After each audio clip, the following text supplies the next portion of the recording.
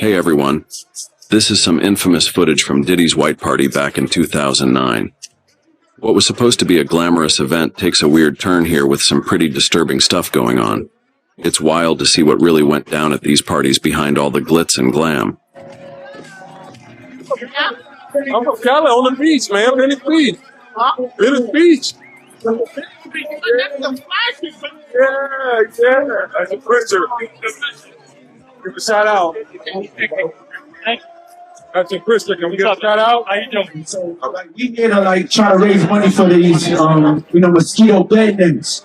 So if you don't understand, just imagine living in Africa and your little infant child just gets bit by a mosquito and he dies.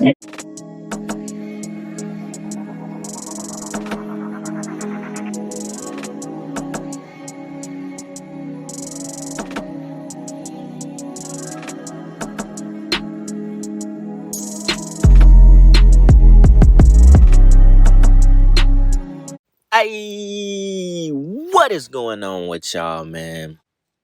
It is Black Balloon, and I'm coming back with another video, man, so y'all already know what's going on. Alright, y'all. Now, I'd never seen that clip. Crazy some of the stuff that you could find on TikTok. That was actually footage from a real Diddy party. You saw Chris Brown, Ashton Kutcher, Diddy, bunch of other people in the background. Of course, the all-white party. So y'all already know this video comes, with the sentencing of Diddy to a supposed 50 months. Now, we know the world is a stage, man. And the last time we did a video about Diddy, we pretty much chalked it up to being a complete show. Damn near a complete facade. I think the last time I did a video on it was 3 months ago when, he was found guilty on those 2 charges, I think out of the, 5 plus that he was being, accused of or charged with at that time.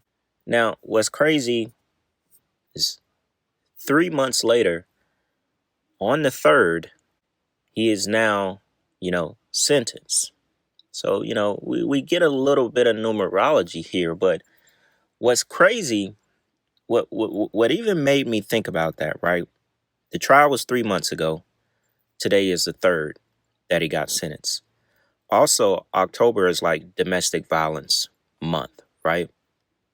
Very, very, very crazy. Coincidental, if you want to say that. Y'all know I don't believe in those, but, for mainstream, very coincidental, right?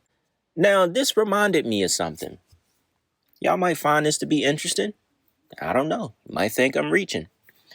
So, Kai Cenat, right? Now, I think this was when he was doing Mafia-thon 2.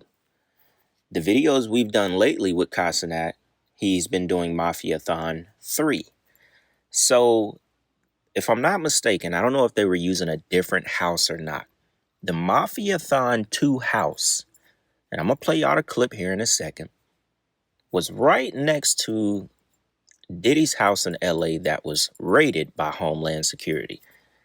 I think it all began when Homeland Security raided Diddy and not the FBI, which was a way for them to be able to charge them the way that they did during the trial. Whole nother topic though, right? But so Kai Cenat's home was right next to Diddy's house in LA that got raided. Now, I'm about to play you a clip where Kai Cenat was on Shannon Sharp podcast, and he said a very, important number to the day that he found out that he was next to Diddy's house. Crazy how this stuff works. And it's, kind of crazy how you could tie everything back together once, the story, the stage has been set, the play has been done. Before we get into a couple of clips, we didn't even see any of the trial, y'all. Y'all know I'm big on things where if I don't see it, I don't fucking believe it. If I don't see it, I don't believe it. All we saw were drawings, paintings of Diddy in the courtroom. We saw his family walking in and out. We saw people walk. We never saw Diddy. We never saw the judge, the lawyers, the witnesses in the courtroom. We got pictures. Oh, because it is a federal case. So the public doesn't get to see anything. He gets to cause people decades of trauma. Decades, men and women. But he's probably not even gonna serve the full 50 months. It doesn't make sense. Notice his sentence was 50 months. His fine is 500,000. I mean, it's too many numbers aligning here. It's a show. I think now the ritual is complete. They embarrassed him enough for going against Diageo and that liquor company, those, French billionaires or whatever. Y'all already know we've covered it extensively. We know why this happened. And now I feel like the ritual is complete. But with that being said, y'all, let's get into this clip with Casanat. Notice something that he says about the day that he found out he was right next to Diddy. Check this out. Right. Or one of them. And they made you, hold on. And didn't Twitch like take down your page? Yeah, for 5 minutes. Yeah, they made me for 5 minutes and got unbanned. But yeah, everybody, yeah, it was crazy. I got swatted. They made a false call, false claim. They got to find a way to be able to find people from doing that. But yeah, they found exactly where I was. Cause they got helicopter circling and everything. Yeah. Hold on. Was this Mafia-thon, was it next to the place that Diddy had? I found out I was Diddy's neighbor on the third day. I swear to you, I didn't even know. On the third day, I swear to you, I didn't even know. Diddy was right there. I literally, my barber came in. He's like, you know, you right next to Diddy, right? Or like it had somebody dropped it in my Reddit of the view of the helicopter, and then right over it, it was Diddy's house. Like he got a slide in the backyard and all type of shit. Wow. It was crazy, yeah. It was just the most random. So it might have been some parties at your house. Oh my God. You ever was at a Diddy party? No, Never? I ain't never been invited. I ain't that big. I mean, maybe if I was in the position that I'm in now. Casanat Mafia 2 house is right next to Diddy's.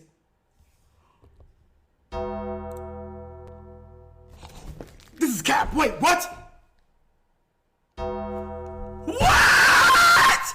What?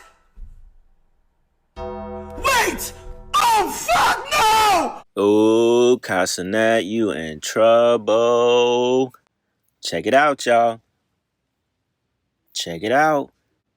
Now, in the clip where he was wearing the all white and he was acting like he didn't know he was next to Diddy's crib, that was just, for the stream. That was for the chat.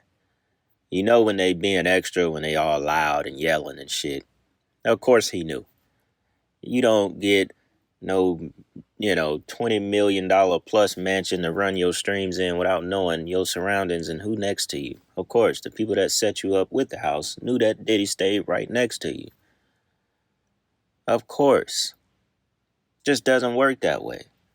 But notice though, he said he found out he stayed next to Diddy on the third day, and he just so happened to throw up that 666 with both hands, not one, with both. So if y'all ain't never seen Casanat pledge his allegiance, we found it. You're gonna throw it in there somewhere. He did it pretty quick too. He used both hands.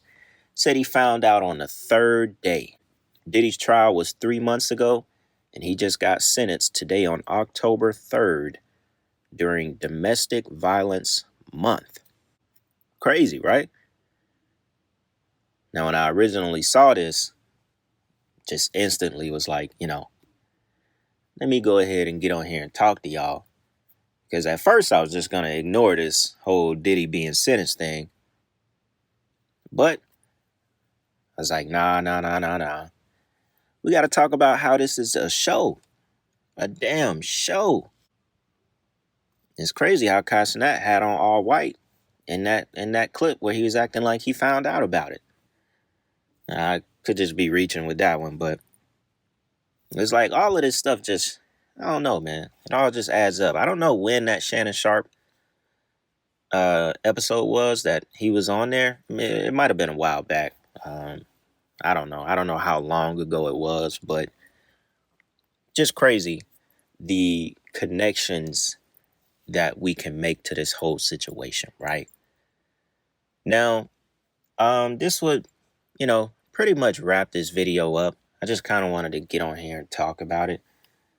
I can end it off with showing y'all this news clip where they go over what supposedly the judge said about Diddy, that this was not just some rock and roll kind of stuff. Because Diddy was like, he was on drugs and he needed help at the time. And, that's why he did all that stuff to Cassie. And the judge was like, nah, it just wasn't sex, drugs, and rock and roll. This was something a deranged ass person did repeatedly, intentionally. If the judge even said that, man, I told y'all, we ain't see nothing. I damn near can't believe nothing. If I ain't seen it, I can't believe it. That go with anything in life. I need to see. But yeah, man, y'all let me know what y'all think about this one. Especially going back to the Castanet thing. Everything just being a show, man. The world is a stage. All right, y'all. Go ahead and get up out of here. That being said, it's Black Balloon. And I'm going to see y'all soon, all right? I'm out. This was the most important day of this case, and Combs did give a statement about 12 minutes long where he spoke directly to the court. He talked about being personally responsible and apologized for what happened with his ex-girlfriends, Cassie Ventura and Jane.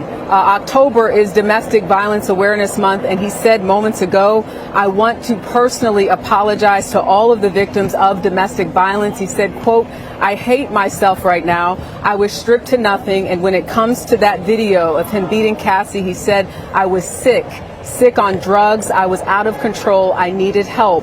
I make no excuses. I knew better. But the judge had some very sharp words in response to Combs. He acknowledged that he is trying to do better and told him that he hopes that he continues that, but instantly went into rejecting attempts to characterize what happened as, quote, sex, drugs, and rock and roll.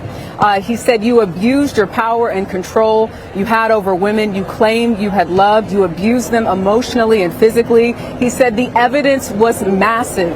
I was sitting right here, he said. We read it and we saw it. Images of gashes and bruises and broken doors, and I saw it in the video. It was savage. This is according to the judge. This is some of the comments that he made just moments ago in court. Alice Gaynor from WCBS is in the courtroom right now and sending out notes just to give us a sense of what Combs' demeanor is like right now. What is his family reacting to? I also want to note something that the judge mentioned in reference to Jane.